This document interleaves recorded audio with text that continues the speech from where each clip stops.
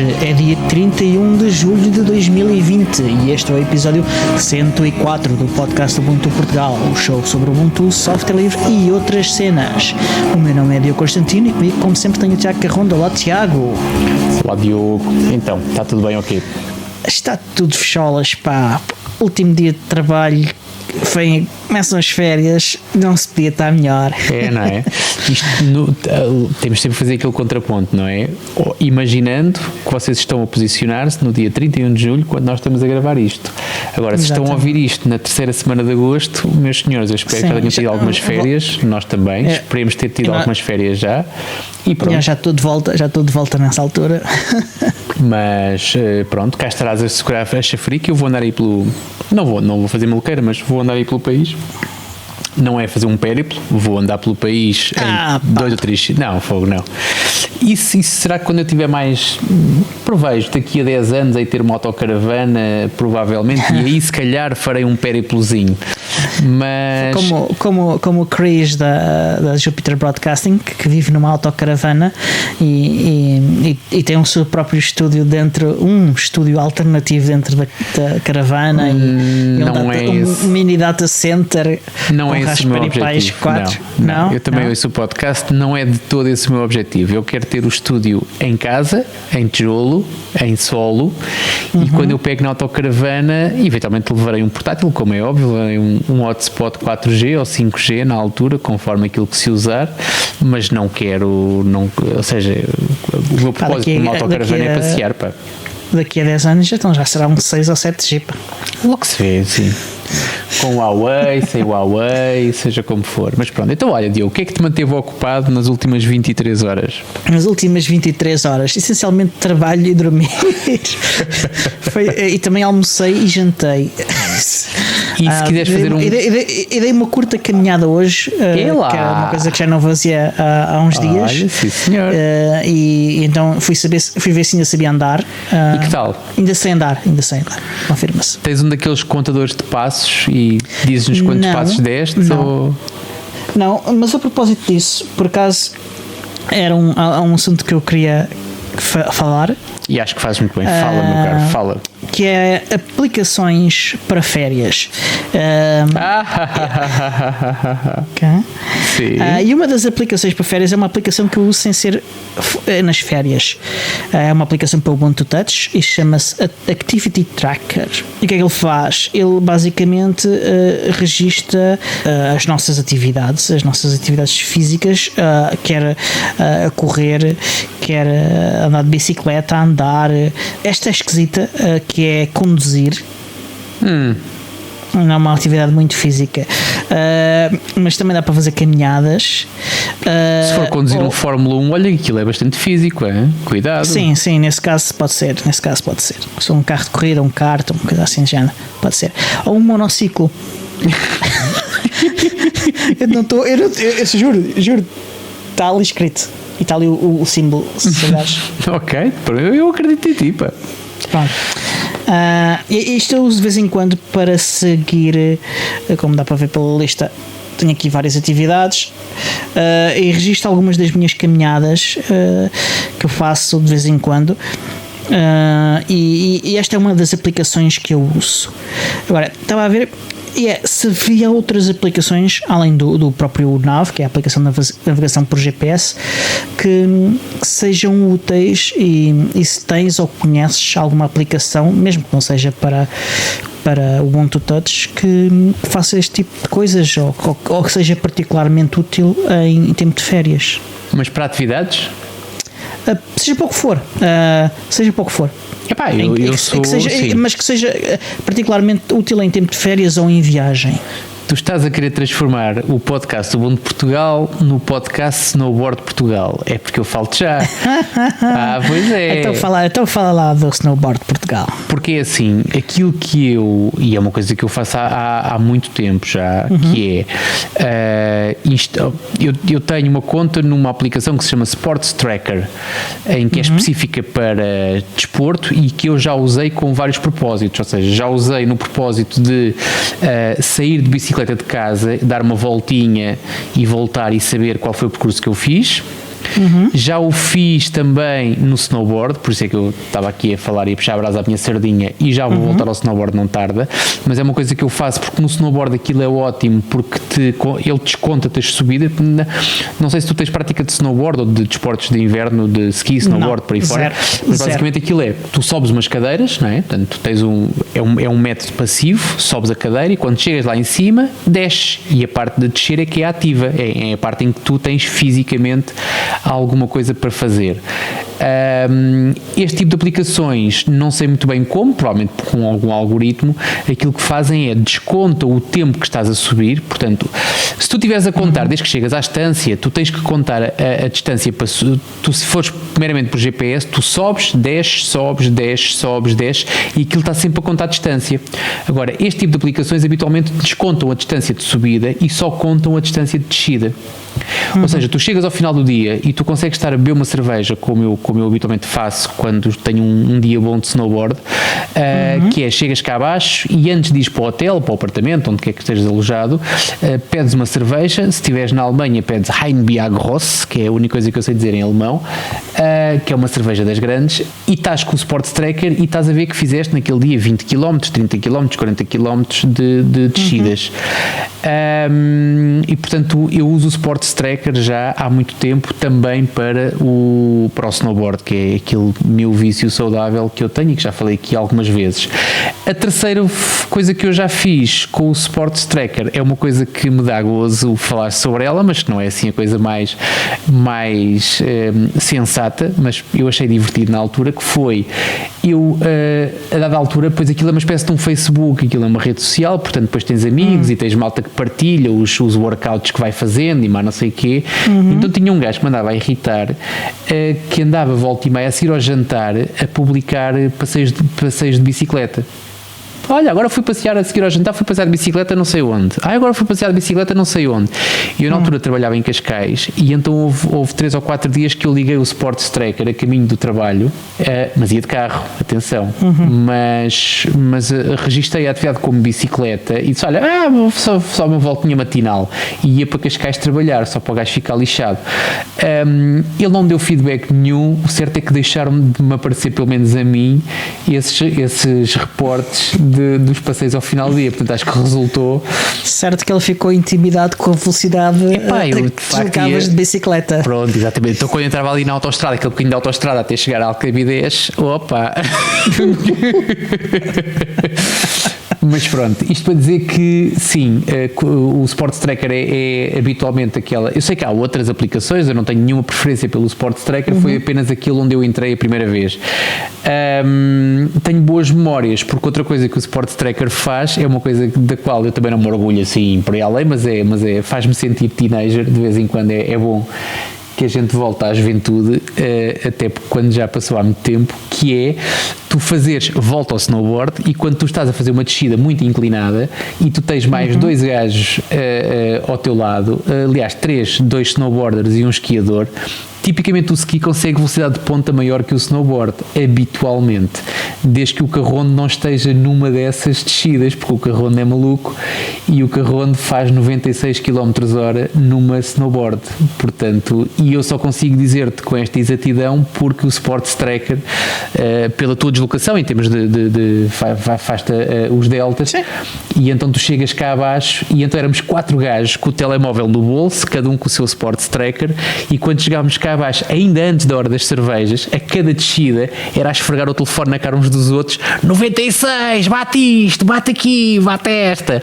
Sim, e então ainda hoje o recorde, pelo menos da tropa com quem eu costumo ir para a neve, a tropa venera o meu recorde de velocidade, que está em 96 km/h em pouco mais de 1,5 metro de uma prancha agarrada aos meus pés.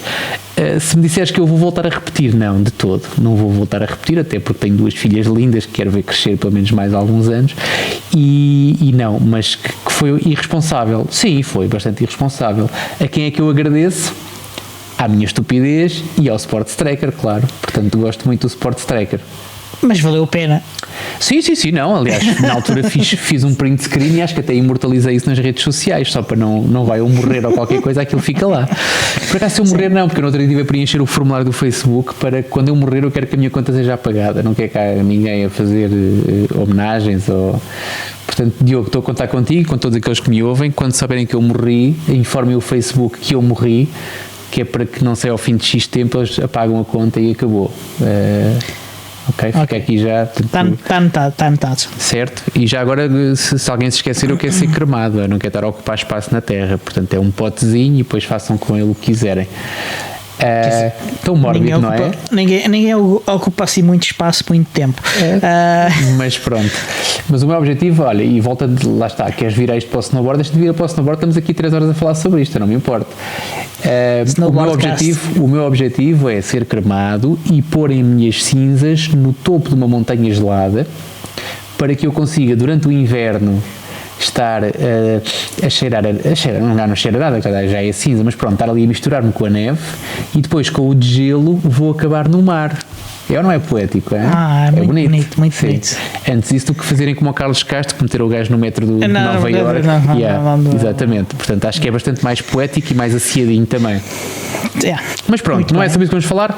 Queria-te dizer ainda sobre aplicações que, quando eu estou em instâncias, e voltando a falar sobre desportos de inverno, quando eu estou em instâncias que têm aplicação própria e que não é muito ofensiva para a minha privacidade, não é? Eu normalmente dou sempre uma vista de olhos naquilo que eles me exigem, mas aquilo que eu faço é em vez de usar o Sports Tracker, uso a aplicação da própria instância, porque tem lá o mapa das pistas, tem lá outras funcionalidades que me dão mais jeito ainda.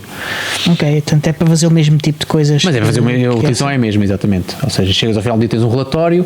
O que eu fiz já também, neste último ano não, mas o que eu fiz da última vez que estive na neve, foi no ano anterior, foi levar também uma cinta com um cardiofrequencímetro, ou seja, com um medidor de frequência cardíaca, para poder fazer o controle não só dos quilómetros percorridos, mas também da intensidade do esforço ou seja, na altura estava super fit não, estava super acompanhado em termos de condição física, tinha um PT e então era fixe eu estar em França e estar a mandar reportes diários ao meu PT, dizer, olha, hoje foi assim, e o gajo estava todo contente.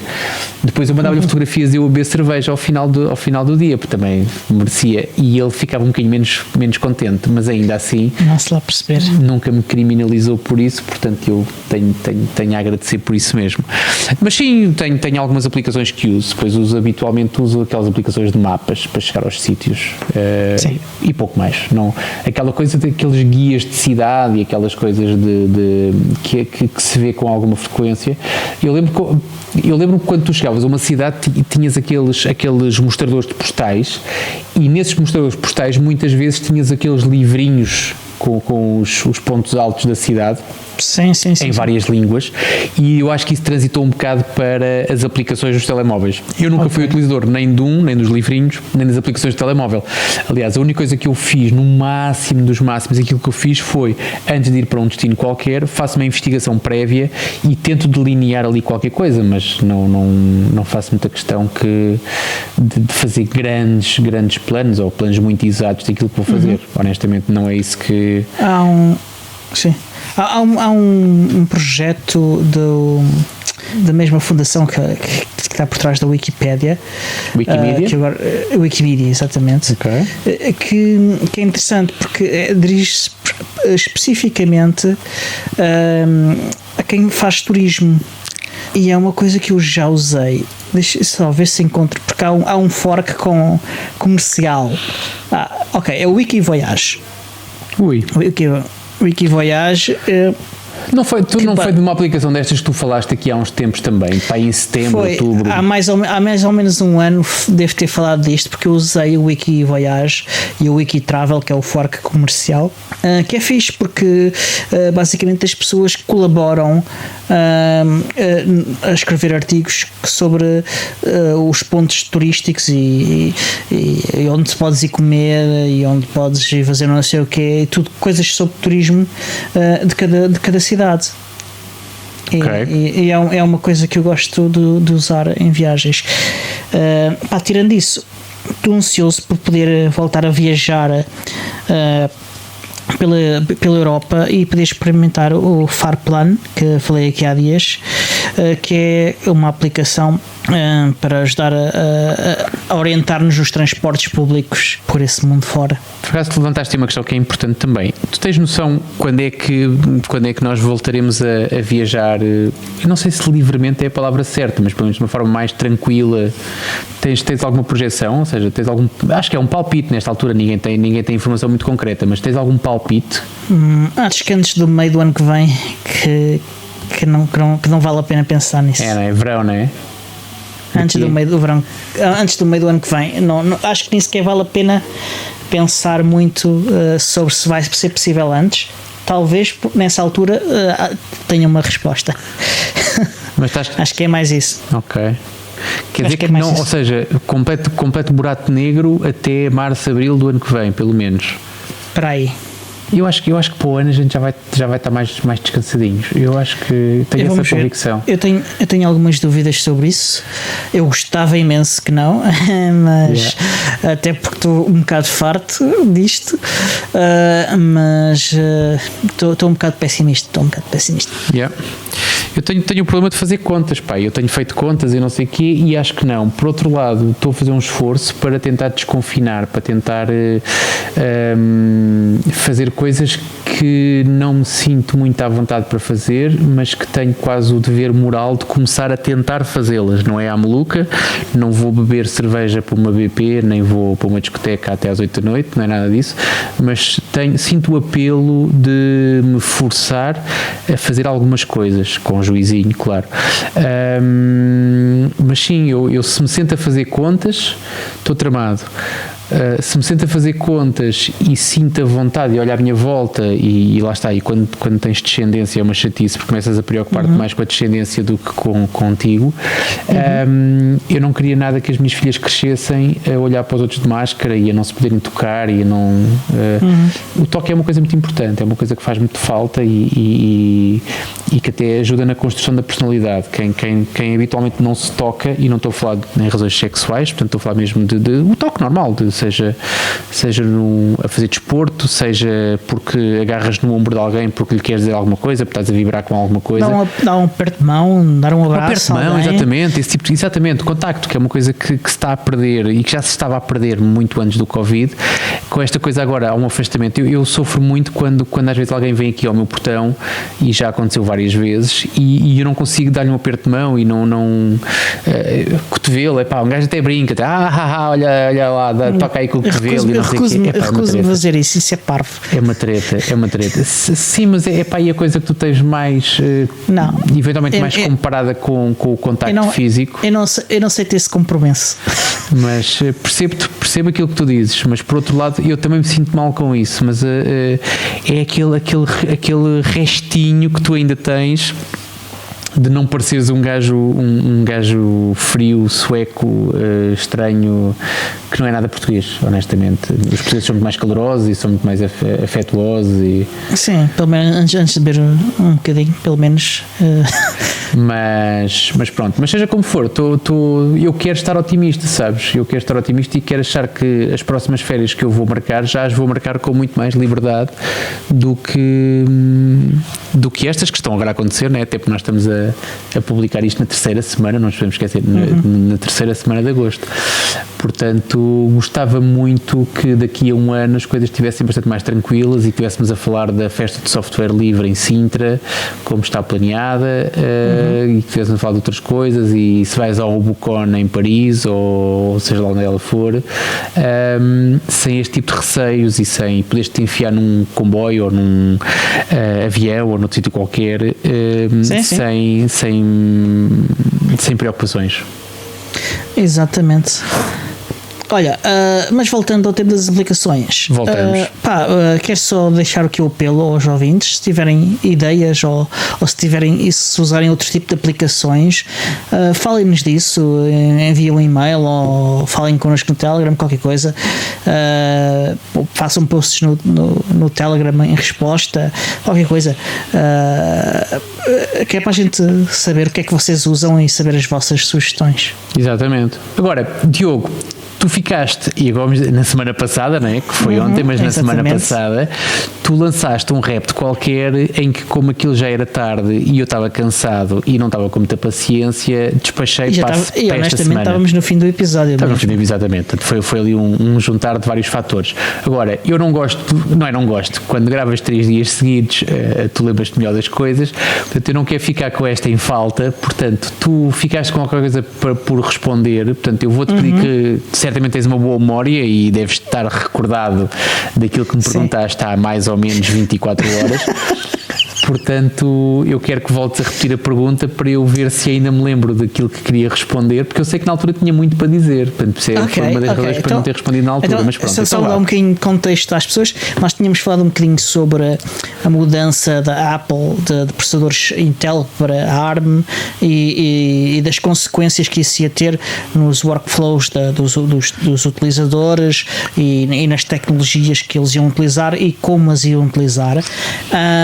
E a pergunta que eu deixei ao Tiago foi um bocadinho mais aberta, não tinha a ver só sobre a Apple, tinha a ver com algo do género como o que é que ele acha destes fabricantes todos de sistemas operativos, como a Microsoft com o WSL e WSL2, com o Google Chrome, em que já tem apps de Linux dentro de containers, agora tem um terminal todo pipi, até já com tabs, que está basicamente não só a tornar-se também um bocadinho convergente como o Ubuntu Touch, mas também a tornar-se mais parecido com desktop Linux.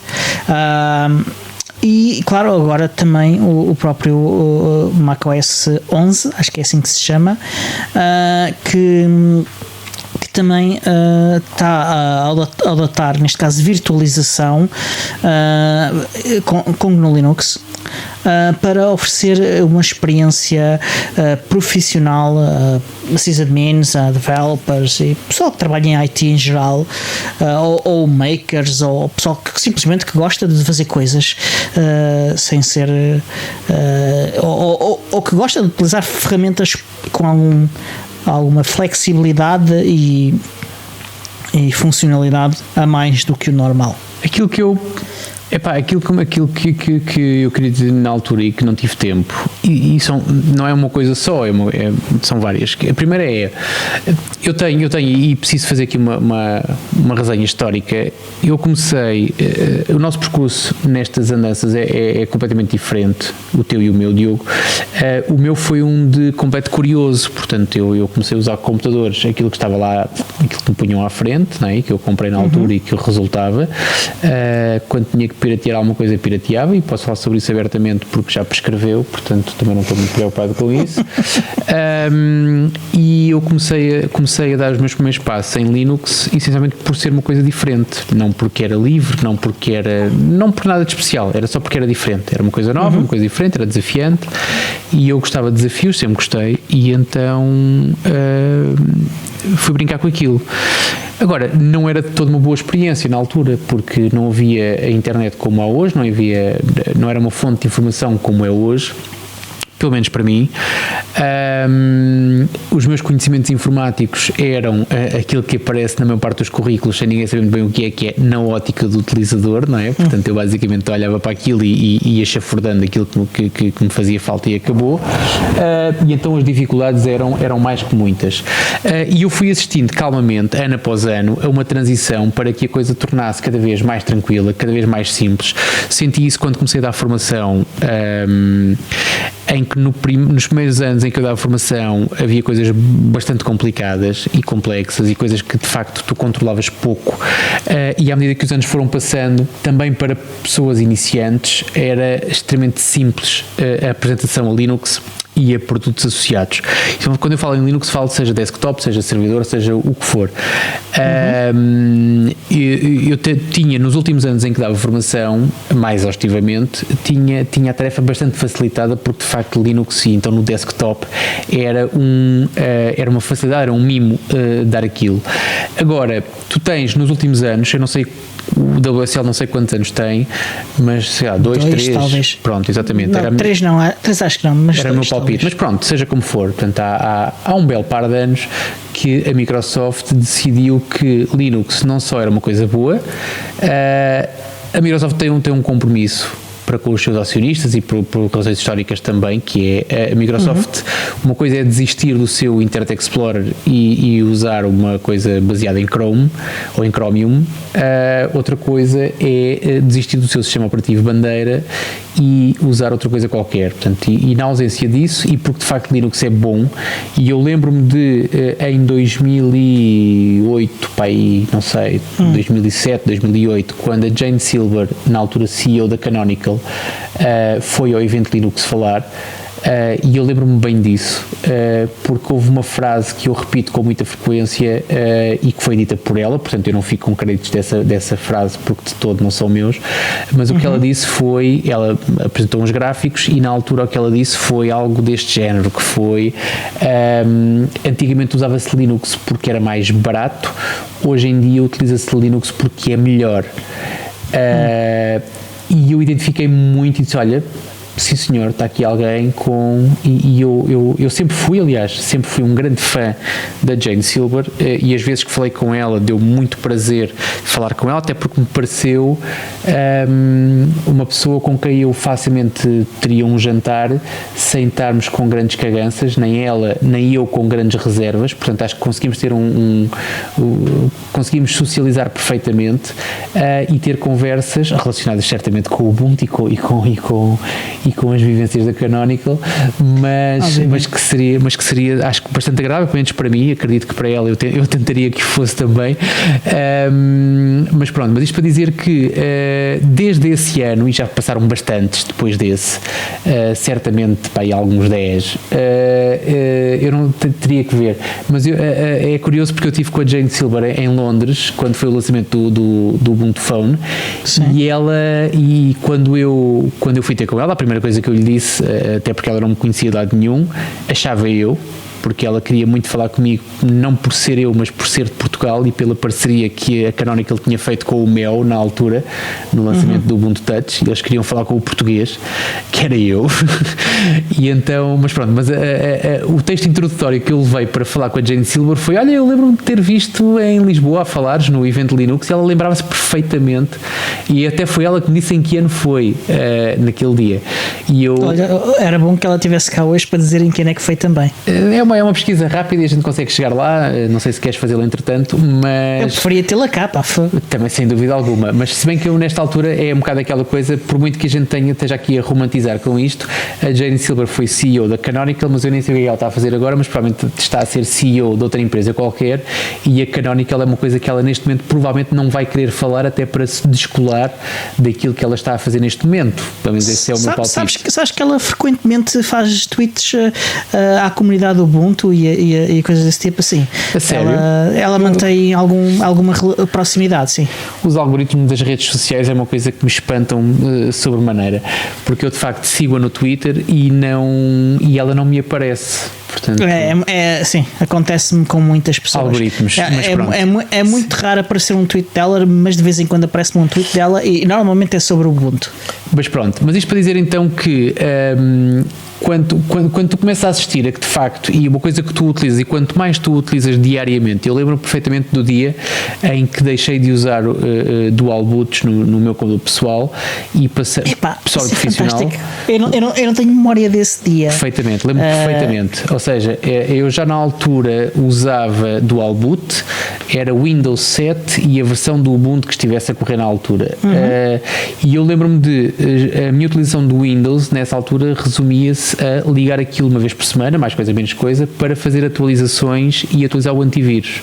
Ou seja, ligava aquilo, estava ali um bocadinho ligado e tal, desligava a seguir, e eu até tinha, porque depois eu tinha um problema na altura, que era eu dava alguma, cada vez menos, mas alguma informática de iniciação, e então quando tu fazes uma projeção, uma coisa é tu estás a falar com técnicos em que tu falas num browser e não interessa qual é o browser que estás a falar e cada um adapta para o seu próprio browser que tem à frente. Outra coisa é que estás a falar de informática de iniciação, se tu não tens exatamente o browser igual ao deles, não tens exatamente com os mesmos plugins, com os mesmos botõezinhos, a malta fica doida, pelo menos alguns.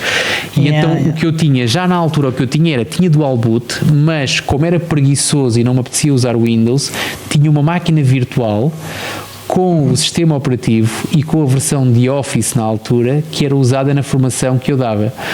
Portanto, eu preferia usar a máquina virtual para projetar do que usar o outro boot. E lembro-me perfeitamente, porque houve um dia em que eu estou a fazer uma atualização de um service pack ou de uma coisa qualquer, e quando aquilo faz o reboot, não é? A seguir a atualização, o Windows não arrancou. E aquilo já tinha acontecido uma ou duas vezes, não é? E tipicamente quando aquilo não arrancava, o que é que tu fazias? Perdias não sei quanto tempo a reparar aquilo, a reverter os DLLs e mais não sei o quê. E eu naquele dia olhei e disse assim: tenho aqui 40 gigas no meu disco, pá, já à altura usava SSDs, são caros. Eu assim, tenho aqui isto, ainda é caro, pá, tu não estás a querer arrancar, pois não? Então foi nesse dia que eu limpei a partição e usei o Ubuntu em partição total e deixei de usar Windows, na altura o Windows 7 foi aí que eu parei, e que já na altura usava bastante pouco. Mas isto para dizer o quê? O Ubuntu, Linux do modo geral, é cada vez mais poderoso, é cada vez mais eficaz a fazer aquilo que faz. E é curioso, e acho que é natural, que as distribuições não queiram perder, as distribuições, estou a falar dos outros sistemas operativos, não queiram perder a sua identidade. O Windows nunca vai querer perder a sua identidade, enquanto Windows 10, 11, 12, Vista, o que for, e se conseguir dotar aquela parte muito boa da informática que se chama Linux, e se conseguir embeber o seu sistema operativo bandeira com aquela parte muito boa que é o Linux, eles vão tentar fazê-lo. E eu acho que isso é um processo bastante normal, que é uma coisa que acontece. Segundo aquilo que tu descreveste, eu não estou a acompanhar o processo, mas segundo aquilo que tu descreveste, não é muito diferente em termos de objetivo daquilo que a Apple quer fazer também, ou seja, sem dúvida. Temos aqui o nosso sistema operativo bonito, bandeira, pronto, e temos aqui Linux. Se queres usar o Linux, não tens que ir usar o Ubuntu, tens aqui um bocadinho de Linux que tu precisas, está aqui, e está aqui muito bom. Mas o interessante é que a Microsoft diz mesmo que tens aqui o Ubuntu. O Ubuntu, quer se quer não vende, não é à toa, e uma coisa que me foi criticada por muita gente, mas é uma coisa que a Canonical faz muito bem, que é defender a marca Ubuntu e defender o produto Ubuntu. Ou seja, quando tu instalas o Ubuntu e uma coisa que se chama Ubuntu, ou quando tu vais e eu já tive picardias com ISPs,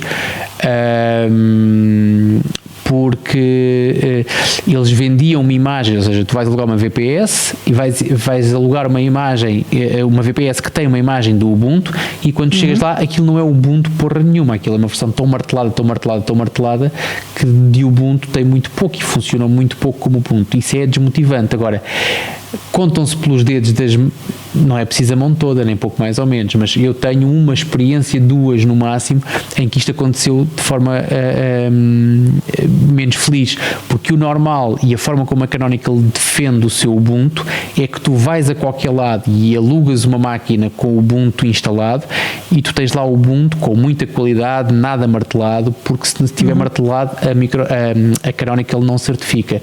Portanto, isso dá-te uma segurança muito grande. Portanto, eu acredito que a Microsoft, lá está, porque a Microsoft é um produto comercial e o que eles fazem é fazer dinheiro e querem fazer o mais dinheiro que conseguirem. Isso é uma coisa legítima, é um negócio.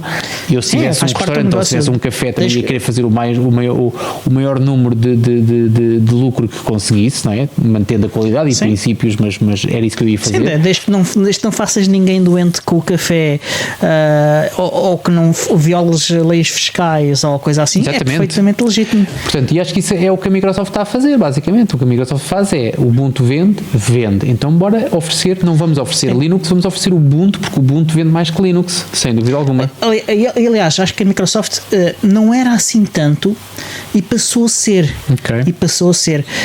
Porque eu acho que durante o reinado, entre aspas, quer do Bill Gates, quer do Ballmer, eles eram muito pouco pragmáticos, apesar de acharem que eram, porque eles estavam a atirar ao chão oportunidades de fazer dinheiro só porque estavam a querer vender os produtos deles de uma forma muito purista,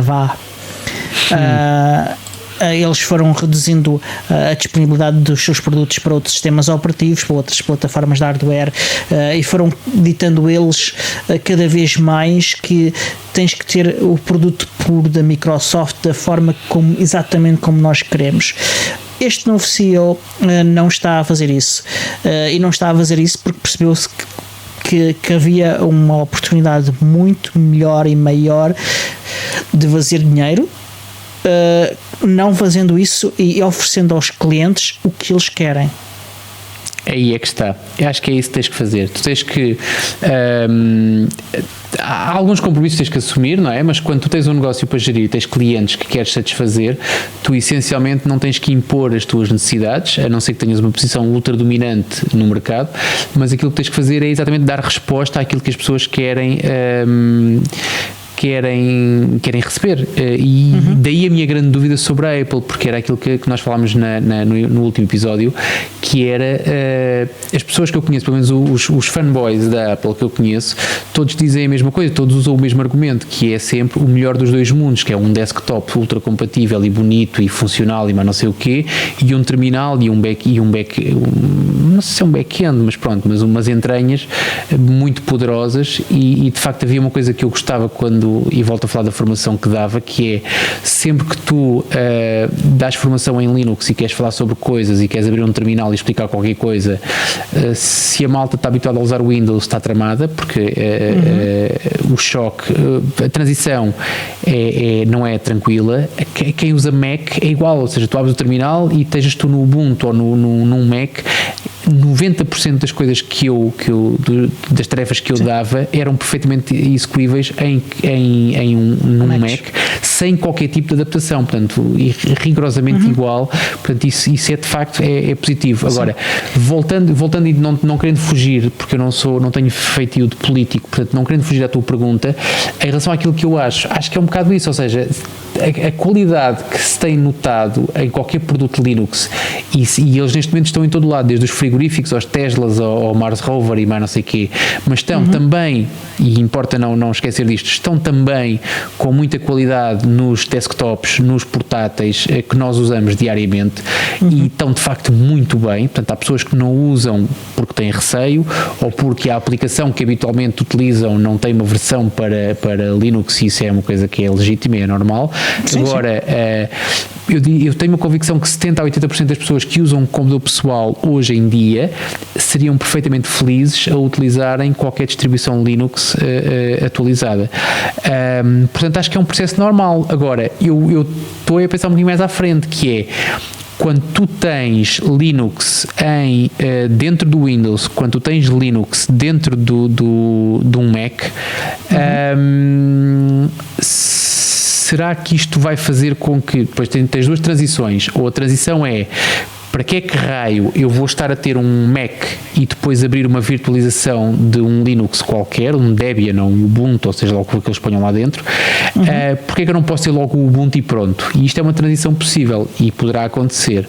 Ou então não, ou então pessoas que usavam o Ubuntu pelo conjunto de ferramentas que o Ubuntu oferece e pela qualidade e estabilidade que o Ubuntu oferece, e que nesta altura vão dizer assim: olha, mas eu para aquilo que tenho aqui posso perfeitamente ter um Mac e ter o Ubuntu naquele bocadinho, quando preciso vou lá ter com ele, e a coisa acontece. Portanto, eu neste momento tenho esta dúvida porque pessoas com quem eu ouço falar, ou pessoas com quem eu falo, têm opiniões distintas, não sei qual é que é a tua, mas têm opiniões distintas, que é se isto vai potenciar o desktop. E eu, para mim, não me lixem quando se fala que este ano é que é o ano do desktop, do Linux no desktop.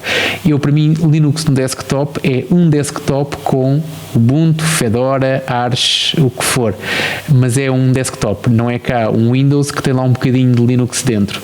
Portanto, quando eu falo em desktop, e nisso eu tenho uma opinião diferente da Canonical, porque a Canonical conta os WSLs como instalações Ubuntu, eu não conto, ou então a contar tem que haver sempre uma separação.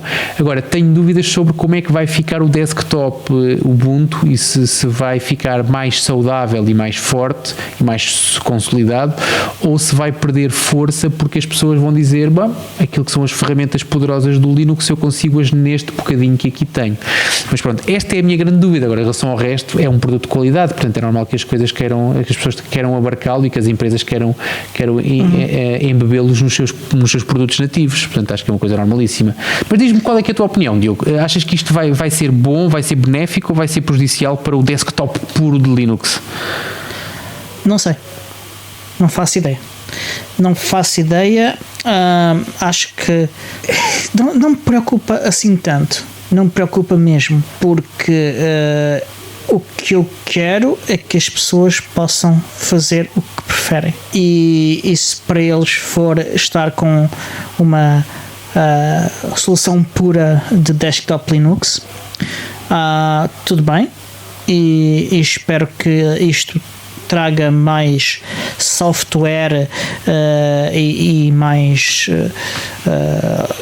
um ecossistema mais rico para essas pessoas, para que elas possam fazer essa escolha. E há sinais nessa direção, embora ainda seja muito cedo para... Quando falas em desktop e em sinais, qual é que tipo de desktop estás a falar? De aplicações, que tipo de aplicações estás a falar? Todo tipo de aplicações. Eu acho que haver mais utilizadores e mais developers vai enriquecer o ecossistema, e isso vai criar mais possibilidades de mais pessoas adotarem soluções puras de desktop Linux.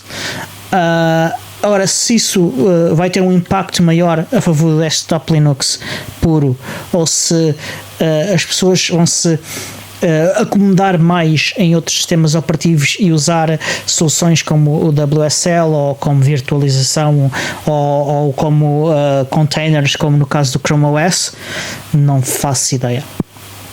E ainda acho que cedo para dizer isso, e também acho que há aqui potencial para que seja nos próximos anos de uma certa maneira, mas que depois por outras razões a coisa altere. E acho que sendo o GNU Linux não o sistema operativo, mas o ambiente operativo, portanto aquilo com que as pessoas contactam, sendo ele cada vez mais o standard, a possibilidade de ser ele o dominante como sistema operativo aumenta, portanto, mesmo que não seja imediatamente. Agora, vamos ver eu percebo isso. A minha grande dúvida é se tu tens pessoas que não usam desktop nativo, até que ponto é que o desktop nativo vai estagnar em termos de desenvolvimento e que te vai prejudicar a ti? Acho que isso não vai acontecer. Eu acho que não vai haver uma redução de pessoas que usam desktop nativo. Eu não me vejo. A percentagem até pode diminuir, mas há cada vez mais utilizadores de computadores, há cada vez. Isto está a crescer tanto que eu não acho que isso vai acontecer. Houve umas métricas aí que estavam a dizer que o desktop estava com 4% já, está a subir, sim, mas acho que já estava a chegar aos 4%. Não, 4% não vi. 4% não vi. Acho que era 4%, posso estar a mentir também, mas eu tenho que ir ver o Pornhub, porque o Pornhub é que normalmente me dá essas métricas. A 2, tal, sim, acho que, ou quase 3, ou coisa assim de género. Mas essa porcentagem tão grande não tenho dificuldades em acreditar, mas nunca se sabe. Até porque é difícil medir. Aí é que está, por isso é que eu também não vou à procura, não valorizo por aí além, é só um comentário. Não, pode subir, pode descer a percentagem, mas eu acho que vai sempre haver gente suficiente para utilizar e para desenvolver, porque isto é uma coisa que é uma paixão, não? Isto é sobretudo movida a paixão, não? E não há nada que bata isso. Mas tem que haver mais paixão, pá. Só com paixão a coisa não anda, percebes? Não, mas não, só com paixão não é verdade que tem só a paixão, mas a paixão depois cria alguns negócios. Por exemplo, a Red Hat já faz negócio com desktop, a Canonical faz negócio com desktop, eventualmente a SUSE também faz negócio com o desktop, não tenho conhecimento. Não, SUSE é dados, storage. Não conheço ninguém que utilize SUSE por causa de storage. Ninguém mesmo. Eu conheço empresas que apoiam o seu negócio em SUSE e o seu negócio assenta em storage. Sim. Pois, eu só conheço os únicos casos de utilização que eu conheço de SUSE é para SAP. Ok. Então não pronto. Eu conheço mais nada. Só conheço. Aliás, eu administro múltiplos servidores SUSE com SAP. Ok. Eu hoje estive a ter 3 engenheiros da Microsoft a dar-me suporte para SUSE. Ok, chora, meu caro, chora. Já viste? Chora. 3 engenheiros da Microsoft a dar-me suporte para SUSE. É sinal. Que mundo é esse? Este que a gente está a viver. É sinal que não pescas nada do assunto e que são precisos 3 gajos para te ajudarem, pá. Se foi preciso 3 gajos, já viste, pá. És um incompetente. Se foi preciso 3 gajos, enfim, adiante. Siga. Mas sim, eu tenho muitas dúvidas sobre qual vai ser o efeito maior, quer a curto prazo, quer médio, quer a longo prazo. Isto é mesmo daquelas coisas que é esperar para ver. Mas o que eu acho mais importante é as pessoas poderem escolher onde se sentem melhor e fazer o que elas acham que é melhor para elas. Percebo, parece-me bem. Então, e Mai, queres introduzir o tema da semana que vem ou não? Isto tem tentado resultar, pô. Nós estávamos a considerar fazer e já falámos disso aqui várias vezes referente a este mês, que era fazer temas que não dependem do data em que estamos a gravar, para que não sejam time sensitive. E alguém já sugeriu, acho que no canal Ubuntu PT, no grupo Ubuntu PT do Telegram, falar sobre virtualização, e talvez seja um tema interessante para o próximo episódio. Vamos ver se conseguimos preparar isso, tendo em conta que nós só temos 23 horas calado, isso não se diz. para preparar. As pessoas sabem que a gente diz a data sempre quando abre o episódio, e vamos ver se temos essa possibilidade. Tendo em conta que é fim de semana, temos um bocadinho mais de tempo para preparar-nos, para pensar um bocadinho sobre o que queremos dizer sobre esse tema. Curiosamente, há bocadinho no grupo Ubuntu PT também estava-se a falar de virtualização também, mas neste caso com o LXD, o suporte para virtualização foi ali brevemente mencionado. Eu creio que já falei disso aqui uma vez. Já falámos algumas. Sim, já falámos algumas vezes. Sim, mas mesmo a pergunta foi sobre o Windows virtualizado. Eu não lembro se falei disso a propósito do Multipass ou do LXD. Multipass, provavelmente. Talvez, mas sim, isto é uma possibilidade que existe, e que sim, funciona. Talvez tenha um bocadinho amanhã para olhar para isso e preparar algo sobre. Talvez não, talvez sim. Logo vemos. É isso. Se calhar fechamos isto. Sim, tá bom. Estamos bem, eu estou satisfeito. Estou cá, estou barriguinha cheia e tal. Está tudo bem. Suficiente. O marisco foi suficiente. Fogo, não digas nada. Que barrigada. Mas pronto, adiante. Então vá, meus senhores. Olha, já agora vamos fechar este episódio, como não fechamos há muito tempo. Então vá. Se quiserem encontrar a comunidade Ubuntu PT, podem encontrá-la no nosso site ubuntu-pt.org. Se quiserem encontrar o nosso podcast, podem procurar na vossa aplicação de podcasts por Podcast Ubuntu Portugal ou ir ao site podcastubuntuportugal.org. Também estamos no Telegram, procurem por Ubuntu-PT e devem encontrar o grupo. Se quiserem apoiar-nos, tornem-se patronos.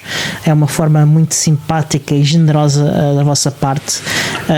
Os custos começam a $1 mais impostos. Os custos? O investimento, pá.